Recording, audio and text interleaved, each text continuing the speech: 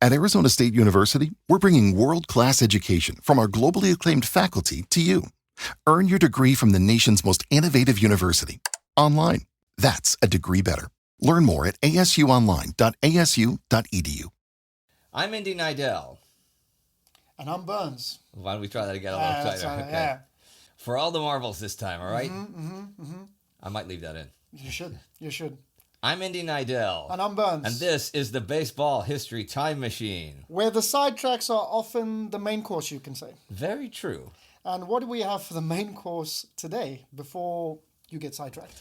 I want to talk about something today I didn't have time to talk about last time when we were talking about a few unbreakable records. Is it going to be an Unbreakable Records Part 2 then? No, it's not, though we will do that one day. I wanted to shine the spotlight on a guy who's often forgotten today, though he is a Hall of Famer, and something remarkable that he did that may well never be repeated. Oh, wow. And who's that? The Who is Ted Lyons, who pitched his whole career for the Chicago White Sox. And made the Hall of Fame. I've never heard of him. People should have heard of him, and he was very famous during his era. He appeared in 21 seasons between 1923 and 1946. Wow. He missed 1943, 44, and 45 because of the war. And he managed to win 260 games in his career. Had he pitched those 3 years, there is every chance that he would have won 300 games, joining Lefty Grove as the only pitcher who pitched most or all of his career between the World Wars to do so. And Grove pitched for some very good teams, if I recall. Grove also has a legitimate claim, according to me, and which we'll get to one day, of being not just the best lefty of all time, but the greatest pitcher of all time. Ooh, those are some fighting words, some pretty strong words. Well, one day I will back them up. I'm sure people will write to me about that, but I will. We'll talk about one We day. love the engagement. So. But Grove did, as you say, pitch for some very good teams, while Ted Lyons did not. In those 21 seasons in which he appeared, the White Sox finished over 500, just 7 of them. And only twice in his first 14 seasons. And they never finished higher than third place at all in his whole career, which they managed exactly twice. They finished below 400 3 times, including a 49 and 102 season in 1932. So he joined them just after the whole Black Sox scandal broke, right? Yeah, which was not a good time to be a White Sox. I imagine not. But the feat I want to mention, he did in the 1940s, when he was in his 40s. In 1941, he completed his final 3 starts of the season, right? Then in 1942, he started 20 games and completed all 20 of them, going 14-6 and leading the AL with a 2.10 ERA. He was 41 at the time. Okay, that is very impressive. Then he spends 3 seasons away because of the war. And in 1946, starts and completes 5 games before retiring. He's 1-4 in those starts, but with a 2.32 ERA. So wait. Yep. Ted Lyons pitched 28 straight complete games to finish his career. That's incredible, and I can't see anybody really matching that ever, maybe. It's the kind of thing you think would happen, like, before 1920, before 1900. And has anybody else done that, or maybe... Well, we did say last week, that Jim Devlin started and completed 61 games for Louisville in 1877 and then never pitched again in pro baseball because he was banned, so technically he counts. But he didn't want to retire. He wanted to keep pitching. Lyons chose to retire. He sort of did, which I'll get to later. But by then, Sunday Teddy was a Chicago legend. Sunday Teddy? Yep, most of those games were on Sundays. In fact, already in the 30s, when Lyons was in his late 30s and only starting 21 or 22 games a season, they were putting him on the mound mainly and sometimes entirely on Sundays. Sunday Teddy was a Chicago institution. You go to the park every Sunday, and every Sunday you'd see Ted Lyons pitch. That's like going to church. I'm going to church to see Teddy. You see Sunday Teddy's pitching, Mom. We have to go to the game. For a decade, right? And to show you how popular Lyons was, in 1955, he was voted into the Hall of Fame by the baseball writers. The other people they voted in that year were Joe DiMaggio, Gabby Harnett, and Dazzy Vance. That's a pretty impressive crop that year. Yep, and who do you think got the most votes? Joe DiMaggio. You are correct. Yeah. He was voted in with 88.8% of the vote. But very close behind him was Ted Lyons with 86.5%. Okay. More than Vance or Harnett. Hold up. He got almost more Hall of Fame support than Joe DiMaggio. Dude, that is insane. The problem with Lyons' record is other than his career wins total, that it doesn't look so impressive to modern eyes. That era, the 20s and 30s, was such a hitter's era that ERAs of over 3 could lead the league. In 1930, Lyons' 3.78 ERA was 6th in the American League, for example. He finished in the league top 6 in ERA 9 times, partly because he was always among the league whip leaders, because he didn't walk people, particularly late in his career, leading the league in fewest walks per 9 innings 4 times in 5 years as he was winding down. His career ERA was 3.67, which sounds very high, sure, but his ERA plus, comparing him to others of his era and across eras, was 1.18. And that's better than a lot of Hall of Famers. Steve Carlton, Gaylord Perry, Nolan Ryan, a whole bunch more. Yeah, but that's in context, right? So did he strike out a lot of people, or what kind of pitcher was he? No. In fact, the most people Lyons ever struck out in a season was 74 in 1932. He was very much a master of the art of inducing soft contact. Okay, so like a lot of maybe ground ball outs and stuff like that. Okay, like never quite nail the ball. Yeah, you can't really hit it properly to get the. Yeah, okay, that's cool.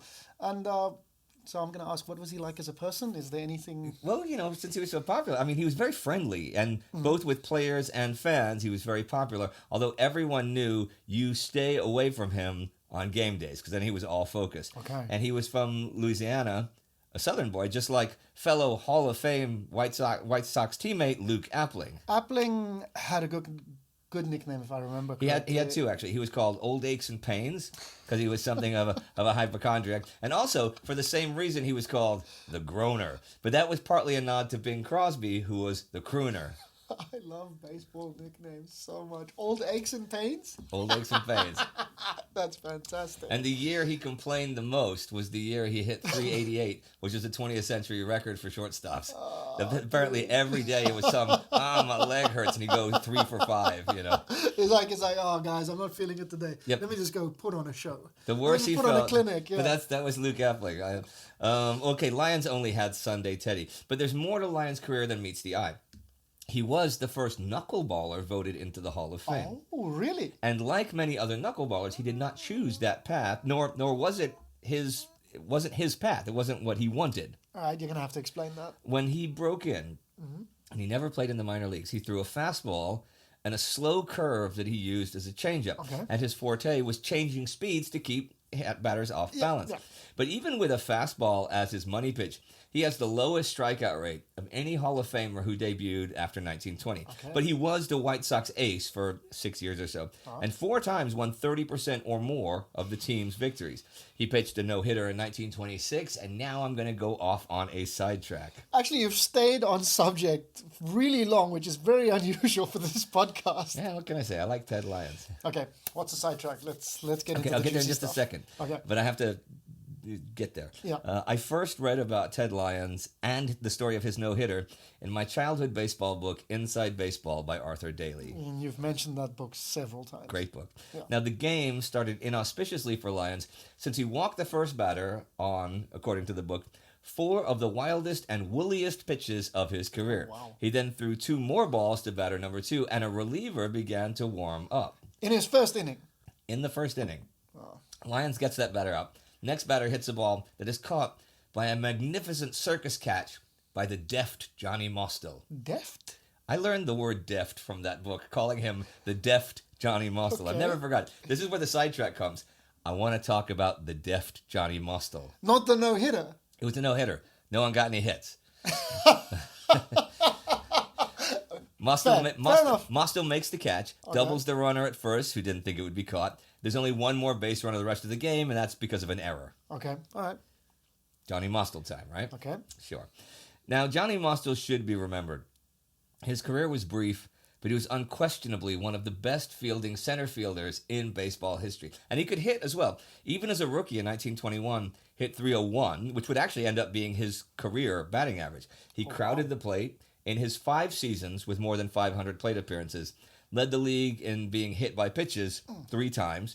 He also led the league twice in stolen bases, 1 in runs scored, which was the year he also led the league in walks.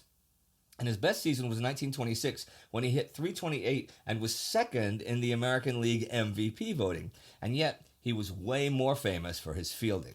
Are we talking like Willie Mays level of fielding? We're talking like, DiMaggio Mays speaker level good. Okay. He supposedly is the only center fielder who ever caught a foul ball in a game.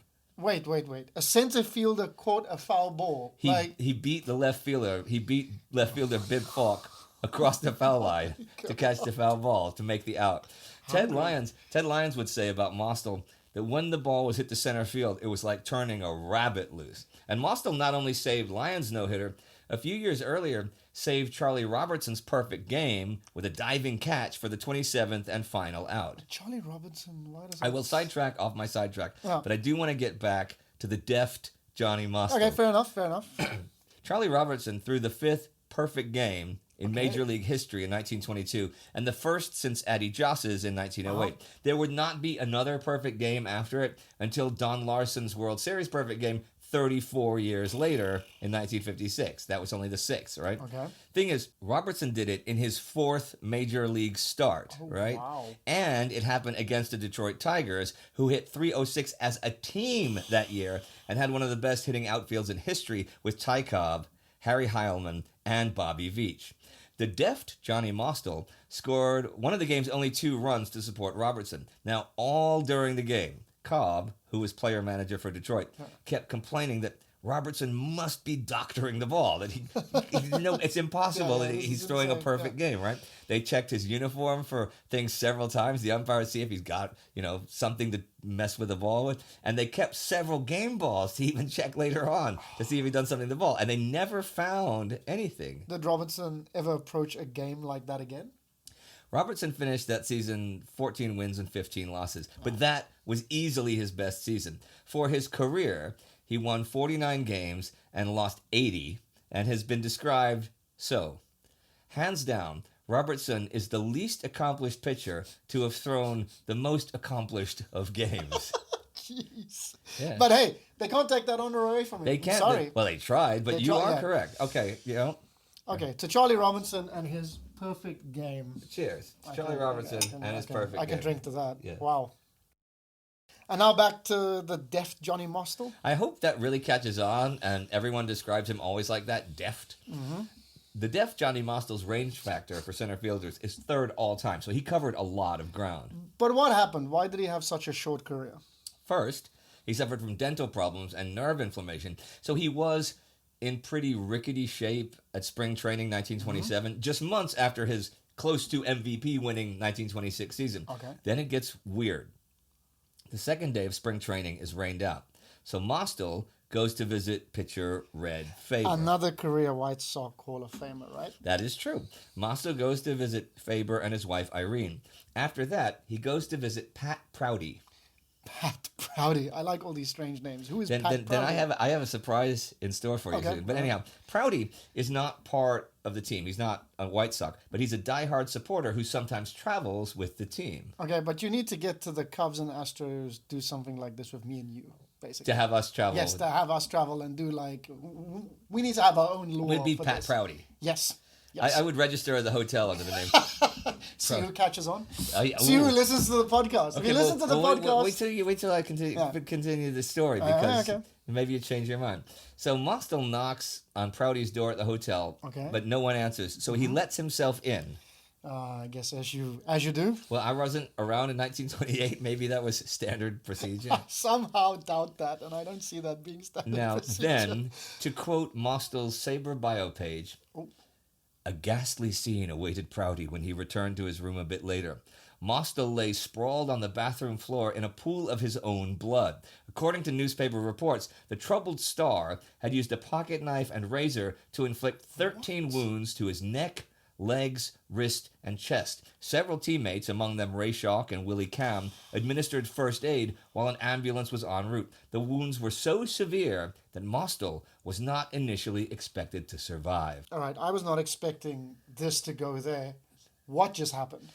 The police questioned his family and his friends as to why he would do something like this, but no one offered any real clue. Insane. Mostil defied expectations, and he left the hospital by the end of March, though he was listed for the White Sox as voluntarily retired in May, but he did play in 13 games that year, half of them as a pinch hitter, and he had one final and very much subpar full season in 1928.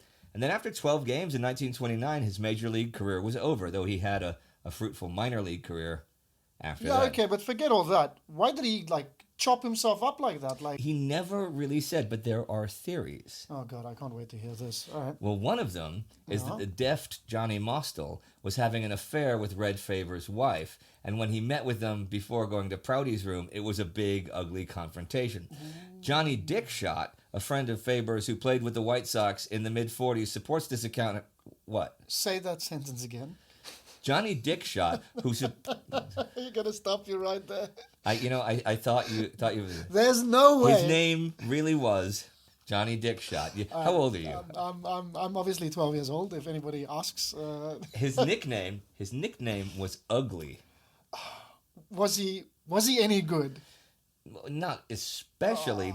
And he was never a regular except for one season. Okay, when he did actually play quite well in 1945.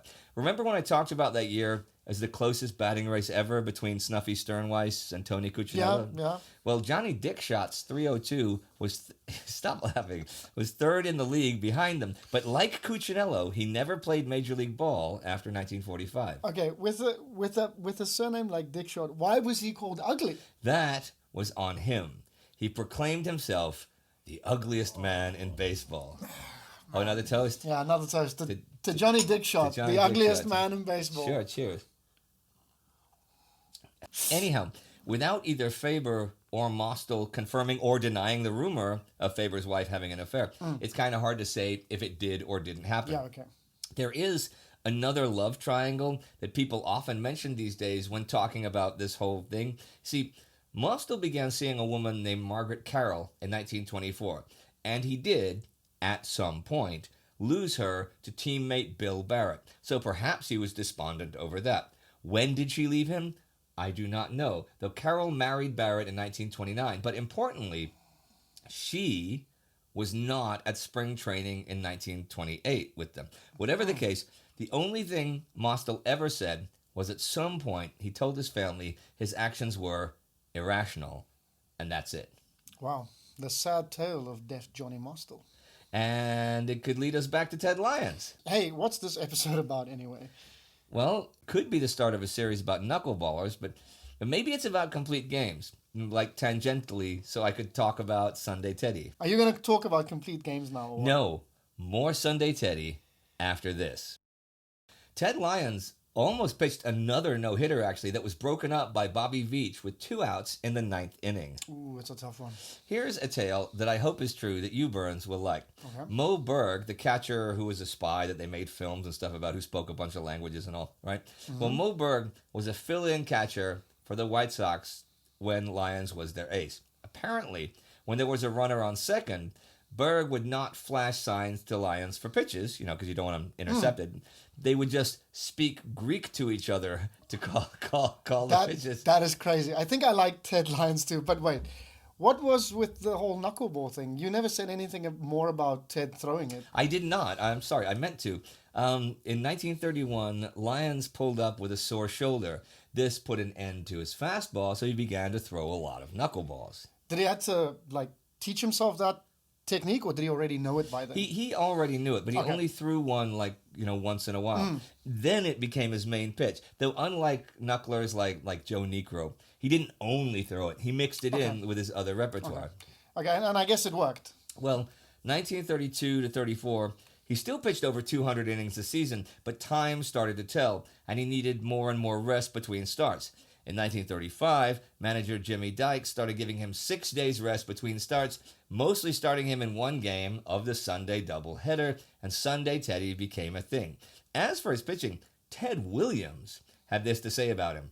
They'd say, well, he's not real fast, but he's sneaky fast. And his curve is hittable, but he gets it in good spots. And you got to watch his changeup. And he's got a knuckleball. And the one thing you can't do, you can't guess with the son of a gun. Jeez, okay. Williams often named Lyons as one of the toughest pitchers for him to hit. And he said this, Lyons was tough, and he got tougher the more you faced him, because he'd learn about you by playing those little pitcher-batter thinking games, and he'd usually outthink you. He refined his control even more and led the AL 3 straight times in fewest walks per 9 innings. That's the quote. Okay. And so came 1942, when in his 20th season, he completed all 20 of his starts and led the league with a 2.10 ERA. And then he was away for 3 years because of the war. What did he do during the war? Lyons was unmarried and had no dependents, though he was too old for the draft, right? So he enlisted in the Marine Corps. He served as a physical fitness instructor and managed Marine Air Corps baseball teams. That's cool. He was renowned for great physical strength. Okay. He was a really strong guy. Okay. In 1944, he was part of a service all-star baseball team that toured the Pacific to entertain the troops. Guys like Lyons, Williams, and DiMaggio. And Lyons joked, "I left the country to get away from DiMaggio," and there he was. I couldn't escape him. And when did he get out of the Marines? November 1945. He turned 45 the next month and vowed that he would keep pitching until he was 50. Which he didn't. True, but not because of bad pitching. Dykes resigned as White Sox manager in May 1946, and Ted Lyons was the surprise choice to be the new manager. Funny thing, Lyons is the White Sox career leader in wins, 260, and Red Faber is second with 254, and Lyons hired Faber as a coach. Those guys know an awful lot about pitching. Yeah, but the Sox were a mess. Yep. Their top reliever was 41. Luke Appling was 39. Yep. A bunch of regulars were just like journeyman players in their 30s. They finished 5th and 6th in 1946 and 47 with losing records both seasons. Then in 1948, they just cratered, going 51 and 102 losses with 2 ties and finishing dead last in the league. Appling, well, he could still hit at 41, 314, but no one else was much good, and only Pat Seary had more than 8 homers. On the whole team? Yep, he had 18, and they hit but 55 as a team. The team OPS plus was just 79. Then Charlie Comiskey Jr., all of 22 years old, joined the front office and fired the manager, as you do. You know, if you lose 100 games, you want to turn it around, you fire the manager. Yeah, the new broom has to sweep, right? Now, he announced, though, that Lyons quit, and Lyons responded, "I have never quit at anything." But you got to wonder, like, how his record might have been if he'd played with a team that won or came close to winning once in a while. Maybe 300 wins, even with years that he lost to the war? Maybe. And Lyons had this to say: "Sure, you'd like to finish higher. It would have been more pleasant once in a while. And if we could have won a pennant, just one, to see what it was like, it would have been nice. But I never regretted being with Chicago all those years. It's a wonderful town with wonderful fans, and I can't say enough for them." You're right, a real Chicago legend. So does he have a statue like... I don't actually know. He must. Actually, There well, must he be a has Ted to. Lyons. He has to have Ted a statue. Lyons. It's Ted Lyons. It's He has to Sunday have a statue. Teddy. So what now? Is this a Knuckleballers episode? No, or I'm gonna save that for next time or some other time. Okay. I will make this sort of a complete games episode because I thought of a complete games record worth talking about. And that is? One set by Jack Taylor. Now, there were 2 Jack Taylors in the National League in the late 1890s. There was Brewery Jack Taylor and Jack the Brakeman Taylor. Brewery Jack? He got that nickname, which he didn't like, because he had a distinct fondness for alcohol. Who would have thought? But he was a decent pitcher for the Phillies in the mid-1890s. 1899 was his last season, and Jack the Brakeman Taylor broke in 1898. Was there ever a battle of the Jacks? Of the Jack Taylors. Of the Jack Taylors, yeah. They did have one in 1899, and the Brakeman won it. And it would be exactly 100 years until 1999 before 2 pitchers with the same name started against each other. Okay, again. and who were they? Bobby Jones of the Rockies and Bobby Jones of the Mets. The things you learn here. That's a great quiz question, That's a really actually. good That's one. a great quiz question. Jack Taylor, Bobby Jones, Bobby Jones. So, okay, the Brakeman is the Jack Taylor that we are concerned with today. Why was he called the Brakeman? That I do not know, and if anyone does, please write in and let us know. Yeah, on Facebook, Instagram, we'd love to hear from you, of course. We would. You know of Iron Man McGinnity. Yeah, sure. He topped 400 innings pitched a couple of times, if I remember correctly. You do remember correctly. Well, Jack Taylor never did that, but he did pitch 187 consecutive complete games. In the 20th century, a guy pitched 187 Started straight the game, games. never relieved. Dude, the streak began June 20th, 1901, when he was with the Cubs. Yeah. And the last game of the streak was August 9th, 1906, 5 years, also with the Cubs. But in the middle of the streak was 2.5 seasons with the Cardinals. He must have been very, very good. He was very, very consistent. All right, in 1902, he was pretty much the best pitcher in the NL. He went 23-11 with a microscopic 1.29 ERA. And the only year he wasn't really good during the streak was 1905 with St. Louis when he went 15-21. But they were a terrible team. The thing is, he had issues. Okay, what kind of issues are we talking Well, about here? Perhaps he had issues with honesty. Questions were first raised after the 1903 season when the Cubs and White Sox played a city series against each other. They should still do that, by the I way. agree. They really should. Anyhow, Taylor of the National League third place Cubs easily beat the AL seventh place White Sox in Game 1, shutting them out. But he had 3 more starts in the series and lost all 3, 2 of them badly. Cubs president Jim Hart was suspicious that Taylor threw the games, hence trading him to Chicago. And what did they get for him? They got the promising rookie Three-Finger Brown. Holy shit, what a great trade for the Cubs. I He's know. like the best Cub pitcher ever. Well, he's like up there with like Jenkins and stuff. Dude, I mean, that's crazy. And considering 2 years later Taylor was back with Exactly, the Cubs, exactly. It's a win-win. It's It's an a even win-win. better trade. Imagine getting Three-Finger Brown.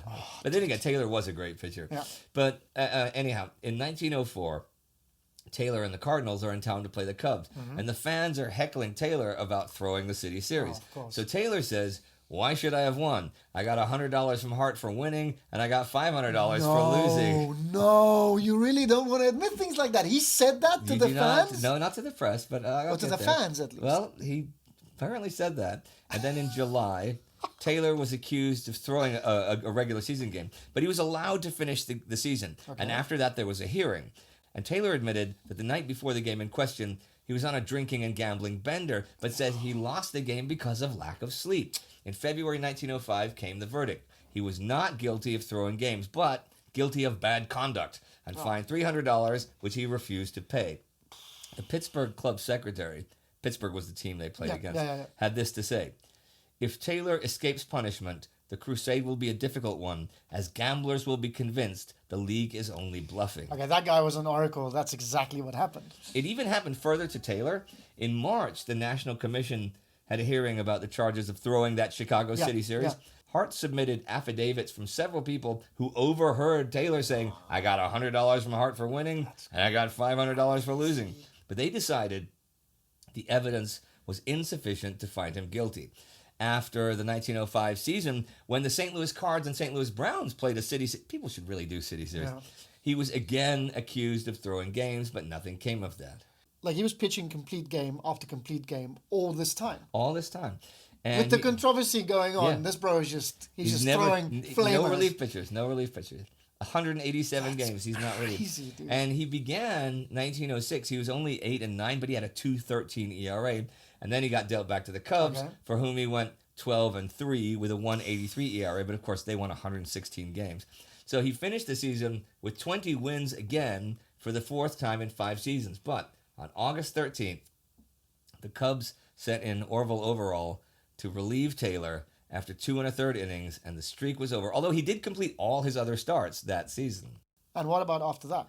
In 1907, he went just 7-5 and completed 8 of 13 starts, then spent a few years in the minors before retiring and becoming a coal miner. So he was kind of beginning the wave of, gamblers and gambling in baseball that culminated in the Black Sox scandals a decade later, right? Yeah, I think so. I mean, gambling in baseball and people throwing games for money certainly increased year after year, especially in the teens. And yet, he was never relieved in 187 straight games. Like, the mental fortitude to have all this gambling, because gambling wrecks your nerves. Like, this man had nerves of steel. All the while pitching 187 Complete games. yeah. Complete games. Yeah. And then having all this controversy about your gambling on top of that. Yeah. And he probably slept like a baby at night. Of course he did.